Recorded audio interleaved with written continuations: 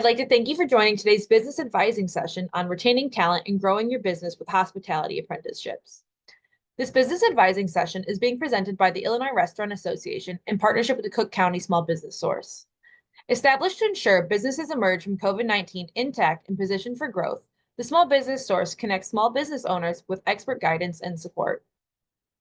Services include no-cost business advising, resources, and events that connect small business owners with a community of advisors. If you're interested in one of our advisors reaching out one-on-one for further business advising, sign up at cookcountysmallbiz.org. It's free and easy to sign up. For today's business advising session, we encourage you to ask questions. If you have a question, please raise your hand and we will call on you. We also have a team from the IRA here today to assist with further questions. At this time, I'd like to introduce our expert advisor, David Farrow, Senior Manager of Workforce and Business Development at the National Restaurant Association. Welcome, David, and please take it away.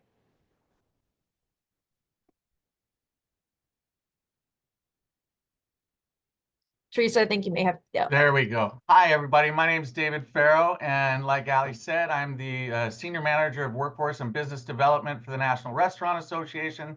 And that means I get to wear a lot of hats. I get to poke my nose into hospitality economies and find out what's going on and see if we can partner with the State Restaurant Association to provide opportunities and resources for operators in the area. And today I am going to be talking about apprenticeships, but on a personal note, I grew up in Northern Canada, and my first job, I hitchhiked down through North Dakota, Minnesota, Wisconsin, all the way to the great city of Chicago when I was a young man. And my first job was in Hyde Park at the Medici Pizza place.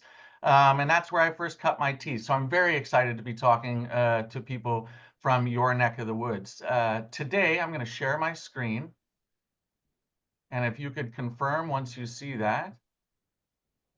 How are we looking there? Good to go. Okay, this is probably an important one if you want to take a picture of this with your phone. But after all of this is over, if you have any questions or would like to speak with me about the subject matter today, I'd love to speak with you as well. And I often tell people you don't even have to know why you're calling me. Just give me a call. We can have a conversation and see what kind of light bulbs go off. But essentially today, who's this slide deck for? That top heading is really who I'm talking to today. But if you know people in the other two headings, it might be worth sending this recording to them afterwards as well. But today, this is really pointed at operators. And the question is, why are we talking with David and what are we talking about? Today, we're talking about something that when I first had that job at the Medici, I didn't have an illuminated career path in the hospitality industry. I took a job as a dishwasher.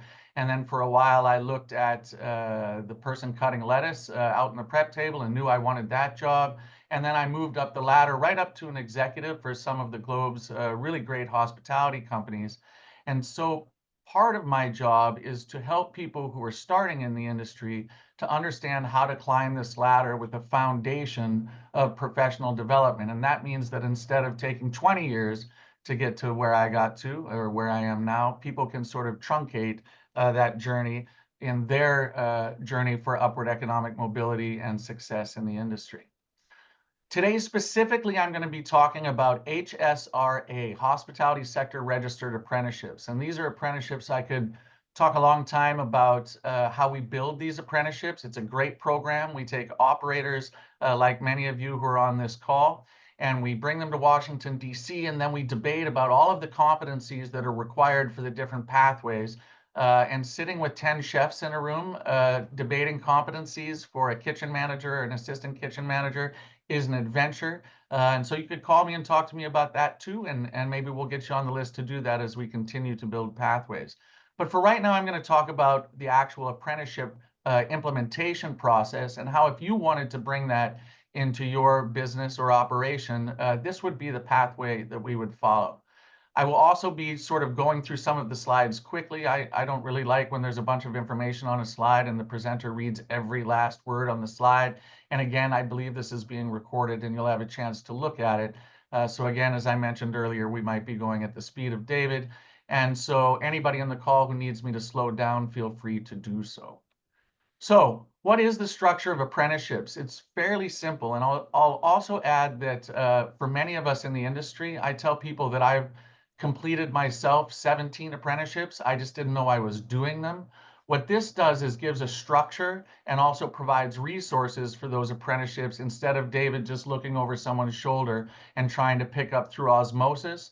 We've created a pathway and a structure for that to happen so that at the end of it, the apprentice becomes a journeyman, whatever it is that they've chosen in terms of their pathway.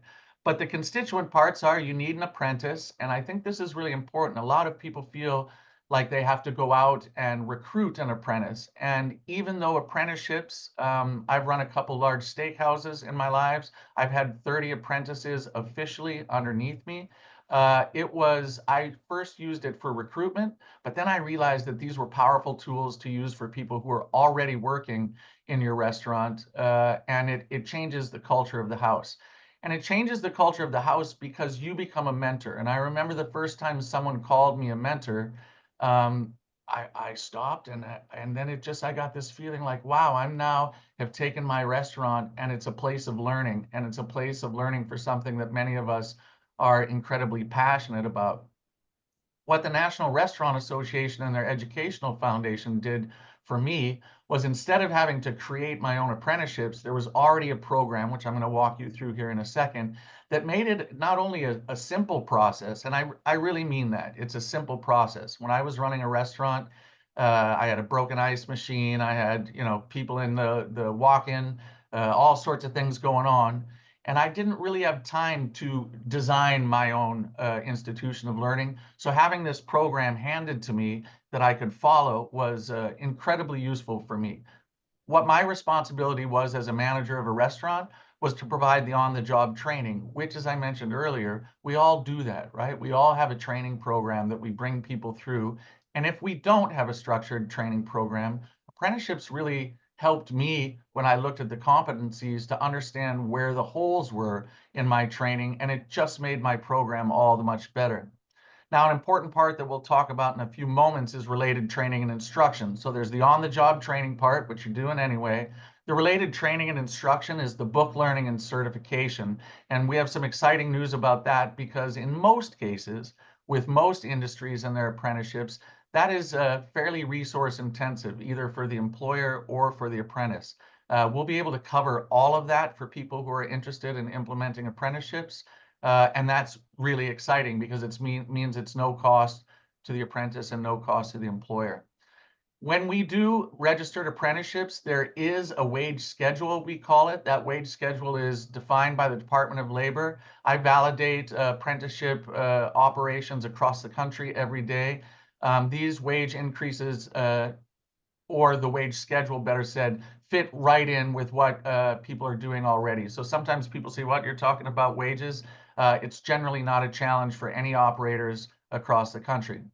The good part about this is I also bring a team of 10 people who help you with all of the things that are required in terms of reporting, which again is fairly simple, but I just like to assure people that we have a whole team in DC, in Chicago, just waiting to hear what your questions are. If there's any confusion at any time during the process, we're here to help and smooth over any ripples. And to be frank, we rarely have to do that because of the ease of implementing this program. And then at the end, the last thing is you're providing the people who are already working for you, if they become your apprentices, or the people that you've recruited with some powerful credentials. And I often add that I've probably hired 600 to 700 people over the course of my 30 years in the industry. And if they slid their resume across the table with the credentials that come with these apprenticeships, I would have taken off my apron, handed it to them, and said, you're probably better suited to do the job that I'm doing now. So it's a simple journey, like I said. Today we're starting with awareness. Then you want to do a little bit of slow cooking, maybe watch this again, do some exploration, do some Googling, and then you're going to communicate with me if you decide this is something that you want to explore a little further. If we have a great conversation, or you have a great conversation with one of my team and you think, yeah, this is going to fit in my business, I'm excited about it, there's a small agreement that says, yes, I want to be a mentor. We walk you through that and you complete that agreement. Then we go through a training and crosswalk validation, which basically means, what are you doing in your restaurant that people are going to learn during the time that they work there? And we compare that with the competencies, and I'll go into that with just a little bit more detail in a second. And we say, okay, those two things match up. Your apprentice is going to learn through your training program what the Department of Labor has designated as the competencies that someone needs to have in order to be a successful line cook. So once we go through that competencies discussion, you get validated. I'm the person who validates across the country, which is exciting. I love doing that, meeting operators everywhere. And then you start your program, and then you train your apprentices just like you train them in your house. And at that point, what I always tell people is this is a powerful tool for recruiting people, but also for keeping people, right? If someone knows that they're doing an apprenticeship in your house and it's going to be a year to 18-month process, and at the end, they're going to get a powerful set of industry recognized credentials, that's often been impetus, in my experience, for a lot of people to stay and keep working with me. And that's pretty exciting. In some of the places where I've implemented apprenticeships, we created competitions where I would offer 2 back of the house and 2 front of the house apprenticeships. And by the time this had been rolling for a couple years, not only did people hear through word of mouth that they were available and come to our interviews and say, I want to be on that track, but also it made the people who were working in my house really excited to raise their standards so they could be one of those 4 people who got to stay and do the apprenticeships. So that was very, very exciting to see. Like I said in the beginning, bringing apprenticeships in really changes the culture of a restaurant or an operation for the better. So we're going to go through the implementation process. And there's that big list. I said I'm not going to read every one of them, but as you look at this later, and I'll send this presentation to the Restaurant Association, and they can maybe give you access to the deck as well. But it basically is a simple process, 15 steps, and you're on your way. And for operators, it took 2 years for me to bring on an apprentice. But when I brought on an apprentice, I realized I wasn't really doing anything differently except being a mentor to a learning process, which was very edifying for me personally. Right. So the first thing is to reach out to the team via my email. You could also use this QR code, and we'll customize, like I talked about, your program to align with the national industry standards that we've built, as I mentioned earlier. There's that initial consultation that I spoke about. And then you get to select from 8 available career pathways. So sometimes people say, we have line cooks that we would like to, bring on as entry level, put them into this apprenticeship. But remember, if you have line cooks who you feel are starting to get ready to be kitchen managers or assistant kitchen managers, we can validate for those pathways as well. Within the restaurant industry, the first top 5 are the pathways that we have available. But if there's anybody from the hospitality industry on this call, we also have hotel cook, maintenance engineer, and lodging manager pathways as well through AHLEI, which is the American Hotel and Lodging Association Educational Institute. So let's make sure I can still go forward. So that crosswalk validation, this is what we call it, crosswalk the 2 training programs. And we have a small system. Sometimes it doesn't seem super small to people because you got to put a lot of check marks next to competencies. But this is where we align your training programs with national industry standards and competencies. And those competencies work this way. We send you an Excel file. So that's one thing that you need to have. But if you don't have Excel, we can also do it on sheets. And then each pathway, let's take line cook, has a list of competencies, and we ask you to compare them against your current training programs and procedures. And it's important to understand here that this doesn't mean, do you already have a training program where you've listed all these competencies and you know exactly that you do this? No, the question is, right, when you look at the competencies, there's 136 of them for line cook, there's 339 for the kitchen manager, there's 379 competencies for restaurant manager, and they all look something like this, right? So this is an example of domain 6, utilize and implement portion control, workflow, plating, and garnishing principles. Well, in most restaurants, that's something that someone's going to articulate with as they learn how to become a line cook or a kitchen manager. So when you look at that competency on the Excel list, we ask you to just answer some really simple questions, right? Do you train this? Do you train people how to plate in your restaurant, to use an example? If the answer is yes, you put an X right next to the competency and yes. If the answer is no, you put an X right next to the competency and no. Now, the only other 2 questions that we ask you to answer is, if the answer is yes, do you train this on the job? For instance, in my restaurant, if I had people on the line standing next to the executive chef and they were helping to plate, we would call that on the job. If we were sending them to a workshop or online materials, etc., that showed them the art form of plating, we would put a check mark under classroom workshop material. In many cases, you put an X under both. I would use food safety as an example. You might put them through the ServeSafe program that's available through the State Restaurant Association, but you also probably are talking about food safety at every level that they're articulating with food on the job. So again, there's the competency. You answer, do we do this or don't we do this? And do we train it on the job or do we train it in the classroom? And then you're done with that competency. As I mentioned in the case of line cook, there's 139 of them. So it takes about 10, 15 minutes. And most people know their operations well enough. I've helped enough people go through this that they go, yes, yes, yes, yes, of course, yes, of course, yes, of course we do that. No, we don't do that. And then what we need to do is we need to make sure that of the 6 domains, this is for line cook, right? The Department of Labor says that you have to hit 80% in each of these domains. I'm here to tell you that almost 95% of all of the restaurants that I validate and that our team validates to do this hit that 80%. If you're a snow cone operator and that's all you do, it might be hard to hit some of the competencies, but generally it's a pretty easy thing to do. And we validate from mom and pop restaurants, quick service restaurants, all the way through fine dining. And so it's not just available to sort of full service restaurants. We're able to validate coffee houses, brew houses, et cetera, et cetera. So the next step for you then would be, once you were validated, to select experienced staff members, right? Perhaps your sous chefs, perhaps your already existing kitchen managers or assistant kitchen managers to serve as trainers and mentors for apprentices. And this, I'll stop here for a second. People that I worked with for years as sous chefs or kitchen managers, when I came up to them as a general manager and said, hey, you're an important part of our team, we'd like you to serve as a mentor. Um, to to I can't underline enough how that changed people's lives. And many people who started as mentors for apprentices decided that they wanted to go into actual education and started to volunteer at community colleges. And some of them eventually, people I'm thinking of right now, Josh Burton, he's the head of the culinary department at the community college in my area right now. And he started as a line cook. And so that's an exciting thing to do.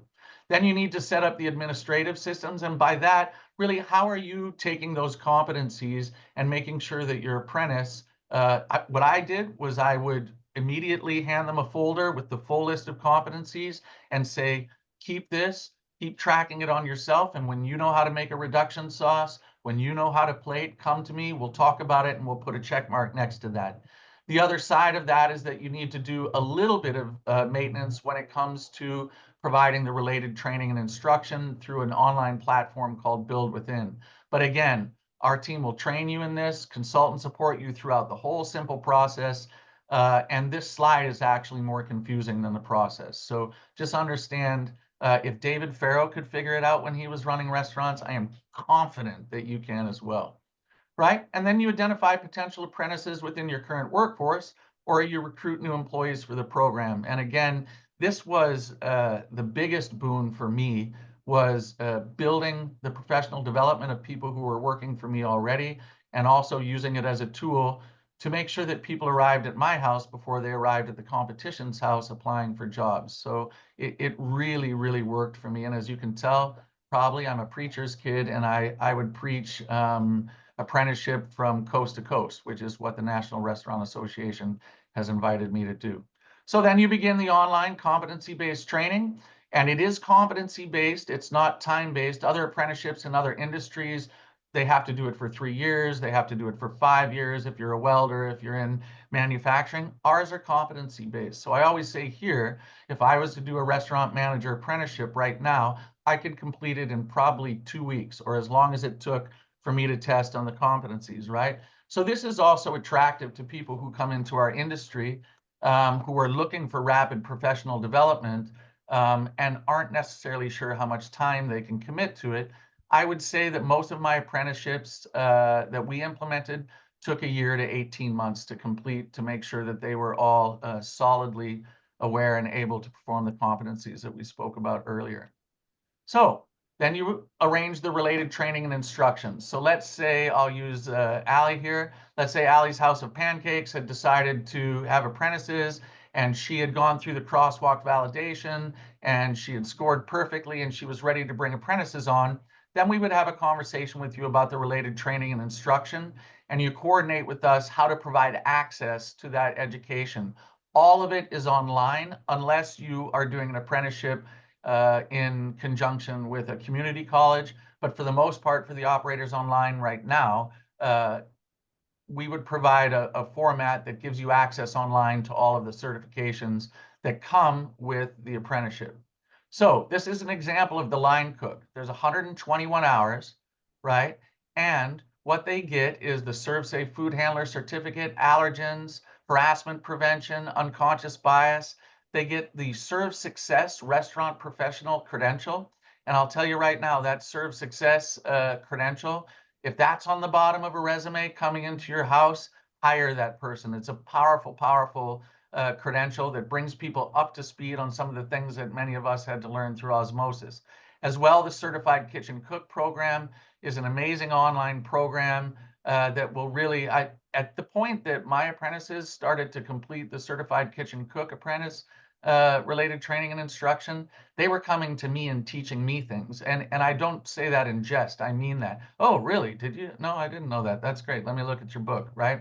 So I would suggest with first apprenticeships that you bring into your house to really look over the shoulder of your apprentices related training and instruction, because there's a lot of learning that a lot of us can do that maybe there were holes in our learning as we grew up to be the managers and general managers that we are today. Lastly, restaurantowner.com. If you have not looked at restaurantowner.com, I highly encourage that, even as an operator, even if you're not doing apprenticeships. That's a powerful, powerful suite of learning and templates and videos. And it would probably take a lot longer than 48 hours to look through the whole thing. But again, look over your shoulder if you do decide to implement apprenticeships in your house, because this powerful learning suite, which is 121 hours, really puts people in a place to actualize success within our industry. And now here's the good news. All of that is offered at no cost, right? We have a grant through the Department of Labor that allows us to provide that to you. And that can be altogether, it's well over $1,000 worth of professional development. And to go back to when I made my way to Chicago and started my job in Chicago, like many people at line level in the hospitality industry, professional development wasn't available to me. I didn't have money to go to college. I just had to find a way to pay rent, etc. And so this can be something that's an amazing offering for you to give people in your house, to say, hey, we're gonna throw our weight behind you because we think that you're someone that should be in the industry, that we know is going to succeed in the industry, and we're going to put a little gas in your tank through the collected stakeholders that are on this call. So after that, like I mentioned, you regularly assess the apprenticeships process through this competency-based curriculum. You're putting your check marks next to their competencies. We're helping you to make sure that that gets reported in the Department of Labor's system. You offer ongoing support to apprentices, just like you offer ongoing support to the people who work for you already. You address any challenges that they might face. And if you have any challenges, you give David Farrow and his team a call, and we'll make sure that we get you through those challenges. So once they're finished, they get all of those certifications, which is really powerful to have on that resume. It's also really powerful to have that knowledge, skill, and ability in your house, right? They obtain their credentials from the National Restaurant Association, and then they get to brag about the credential from the U.S. Department of Labor, and we will fully support this process, like I mentioned, and it's exciting to do so every day. What we want you to do is to continuously evaluate the program's effectiveness and adjust it when it's needed, so that we create a bespoke partnership with you so that it aligns with your business goals. And again, that's exciting to do. That's a picture of how my general managers used to look at me. All right, and then throughout the process, like I've said, we'll provide technical assistance support and access to resources at no charge, right? And when people used to come to me with something that was free, I'd raise my eyebrow like that last person and say, free isn't always great. The reason this is happening right now is because there's been a huge, huge change in the zeitgeist of sort of what kind of professional development younger people want in this country right now, and apprenticeship is at the top of the list, right? And so the federal government, along with state governments, have thrown a lot of support to building out apprenticeship programs, because in my case, earning while I was learning was much more attractive than hundreds of thousands of dollars of school loans, which I did get later on in my life. But at the beginning, earn while you learn is really attractive to some of the people that you're trying to bring on. So we'll also help you navigate funding opportunities and tax credits that become available for apprenticeship programs. I'm in deep connection with the Illinois Apprenticeship Office, and we will always continue to talk with Teresa and Allison and their team about what's available for you, so that you can leverage that as well. In the case, I'll give you an example. We partnered with the Greater Cleveland Partnership. We have over 50 restaurants that are offering apprenticeships in Cleveland right now. And because we partnered with the State Office of Apprenticeship, they're offering financial incentives as well as what we're offering in combination. So that's the type of thing that we'll make sure you know about. So I mentioned a team of 10. Here are some of them. But each one of those, when you look at this later, or if you get the deck, those are linked to their emails. They would love to hear from you. And these are all highly, highly capable people who are excited to help you in this process if it's a direction that you choose to go. So you'll be partnering with us, a nationally accredited program, one that helps attract and retain skilled workers. It's going to potentially improve your retention rates and over workforce quality. I'm testament to that on the ground as an operator. So we'd love to connect with you. And if you decided that you wanted to do that, there's my information again. You might want to connect with the IRA as well first, but I would love to speak with you. And I'll just end saying you don't have to know what you want to talk with me about. We'll figure out something. How's that, Allie? Did that work? I think that was fantastic. Thank you so Excellent. much. Excellent. Oh, yeah, so we can go ahead and open it up for questions if anyone has any. Um, Actually, David, so I received a question through the chat from Camille, and she said she's the owner of Schweet, SCHWET, Cheesecake. I want to bring this training to my community in the Austin area, as I'm also a certified ServSafe instructor. How can I work with the NRA to make this happen if I have a facility for teaching? Oh, please email me right away. We have a lot to talk about. So I can help you bring this to your community. You know, there's a lot of, I talked about bespoke models. We do a lot of hybrid models. So one great way to do this, if you have a teaching facility, is you can get that RTI done up front. And so with the community college in my area, we send apprentices to the community college. They go through the related training and instruction process, and then they show up at the employer in town. So I'd love to talk with you more about this. Did that make sense as an answer? We can certainly help you implement something in a bespoke model that works for you perfectly. That was perfect. Thank you so much for fielding that question. And thank you, David, for answering that. I would love to contact you, and I'll do that.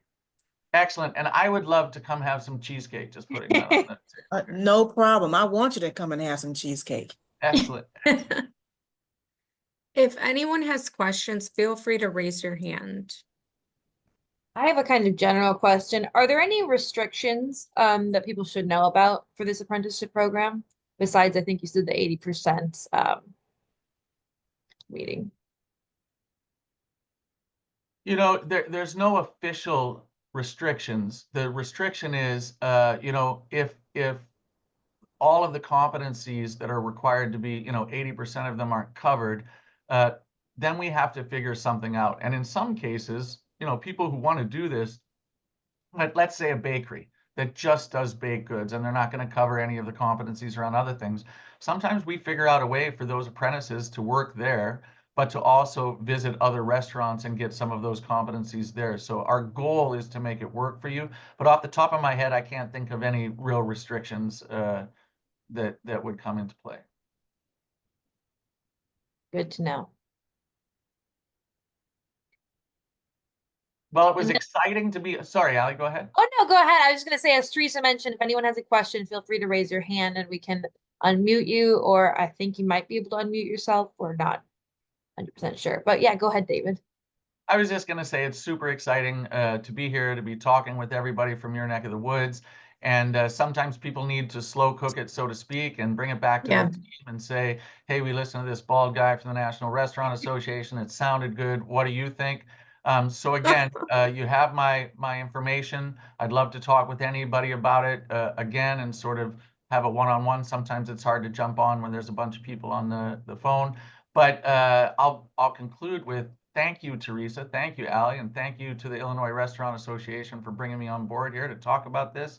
And you know, the last thing I would say is it's a good idea. So I'd love to speak with any operators who feel the same. Thanks so much.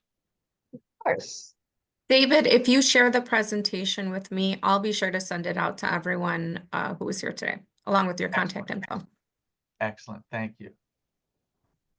Great. So then that was a great wrap up, David. I'd like to thank everyone who attended. Thank you again, David, for your great presentation.